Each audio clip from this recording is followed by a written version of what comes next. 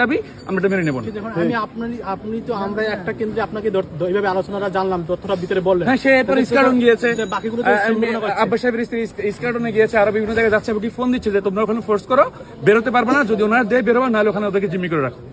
এই ধরনের কথা আমার সামনে বলেছে। এবং কি আমার লোক, আমার মানবাধিকার কর্মী যখন ভিডিও করছে, তারা তার থেকে মোবাইল টেনে নিয়ে তাকে ফোর্স করতেছে, বারবার তাকে মারতে গিয়েছে। তারা আমি বললাম যে আমার দায়িত্ব ছেড়ে দেয়। তারা আমার কর্মীকে তারা মারতে গিয়েছে। ওখানে যারা মানবাধিকার কর্মী ছিল তাদের সাথে একই কাজ করছে। পরবর্তীতে ওখানে যে বিদেশি যারা ছিল মানবাধিকার কর্মী, তারা বেড়ে চলে আসছে যে এই ধরনের কাজ তো আমরা নিতে পারি না। দেন ওনারা বললো ঠিক আছে আবার বলেন, সময় নিচ্ছি না। অনেকটা এরকম যে বিদেশি যারা ছিল তাদের কারণে তারা এই ভোটটা করতে পারতো।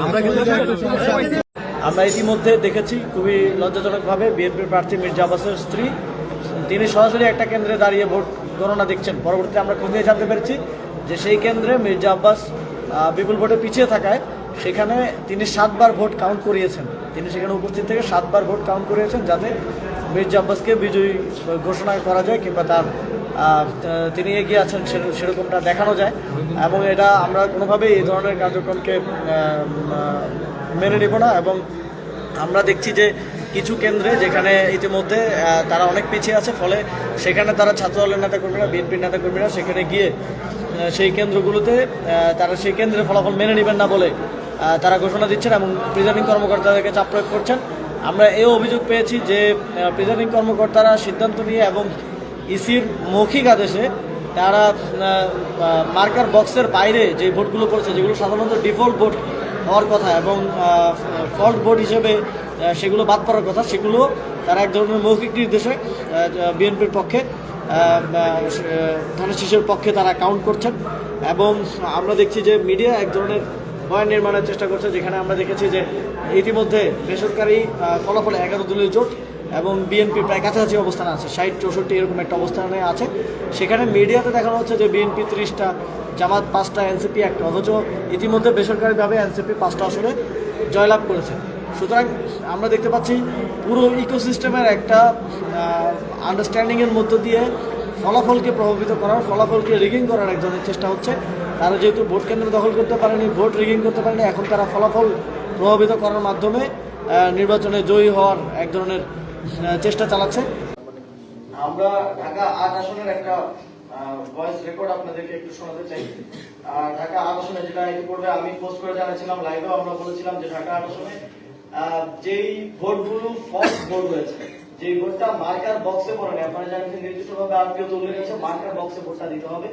ভোটটা মার্কার নামের উপরে পড়লেও হবে না কিংবা এর বাইরে পড়লেও হবে না। আমরা দেখেছি এর বাইরে খালি যে জায়গা আছে সেখানে সিল দেওয়া হয়েছে, সেই সিলকে ধানের শীষের পক্ষে করা হচ্ছে, কাউন্ট করা হচ্ছে। কাউন্ট করে সেটাকে বিবেচনায় নিয়ে ঢাকা 8 আসনে এক ধরনের ফলাফল ঘোষণা করার চেষ্টা করা হচ্ছে।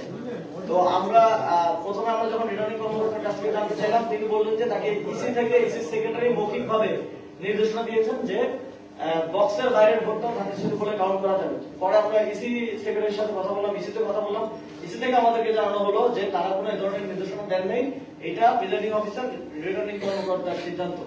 তো তাহলে এই যে একজন থেকে আরেকজন এই যে ফল পাস করার মতো চলছে, এটা স্পষ্টভাবে বোঝায় যে এখানে একটা ফলাফল ট্যাম্পারিং হচ্ছে।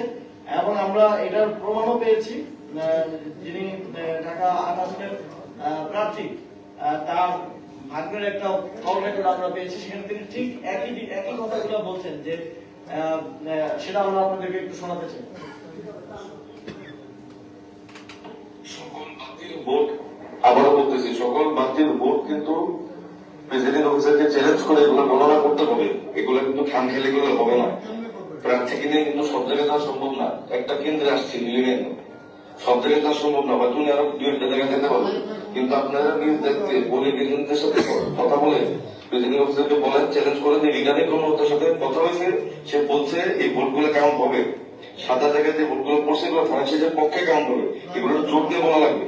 জিনিসটা কিন্তু খামখেয়ালি করলে আমরা আমাদের সবার লস, আপনারও লস, আমারও লস। আমি মামাকে নিয়ে আসার চেষ্টা করতেছি কয়েকটা কেন্দ্রে, না পারলে প্লিজ আপনারা নিজ দায়িত্বে কাজটা করেন। এই রেকর্ডটি আমরা পেয়েছি, যেটা প্রমাণ করে যে যে ভোটগুলো ফল্ট হয়ে গেছিল, বাতিল হওয়ার কথা, সেই ভোটগুলোকে ধানের শীষের পক্ষে ঢাকা 8 আসনে কাউন্ট করা হয়েছে। সুতরাং এই ভোটের পরিমাণগত, সংখ্যাগত এবং এই বাতিল ভোটগুলোকে কাউন্ট করে যখন তারা হেরে যাচ্ছিল, এই দেরি করে, বিলম্ব করে বাতিল ভোটগুলোকে কাউন্ট করে প্রিজাইডিং অফিসারদেরকে, এই যে উনি বলছিলেন যে প্রিজাইডিং অফিসারদেরকে কাছে যান আপনারা, গিয়ে তাদেরকে রাজি করে এই বাতিল ভোটগুলো কাউন্ট করেন, কাউন্ট না করলে আপনারা হলো সামলানো। সুতরাং এটা স্পষ্ট প্রমাণ যে এখানে বাতিল ভোট কাউন্ট করে মির্জা আব্বাসকে বিজয়ী করার এক ধরনের ষড়যন্ত্র হয়েছে।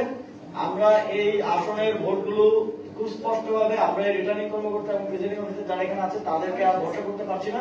আমরা দাবি জানাচ্ছি যে নির্বাচন কমিশন এই ভোটগুলো কাউন্ট করে এই বিষয়ে একটা ফলাফল দেবেন এবং যে ভোটগুলো ফল্ট ভোট হিসেবে এসেছে সেই ভোটগুলোকে বাতিল করতে হবে।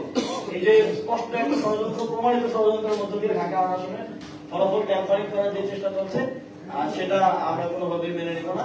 এবং এই বিষয়ে আমরা এবং এই বিষয় সহ আরো সার্বিক বিষয়ে আমরা জোটের পক্ষ থেকে চূড়ান্ত সিদ্ধান্ত নিয়ে আপনাদেরকে অফিসিয়ালি জানাবো। কারণ কোনো প্রশ্ন থাকলে করতে পারেন।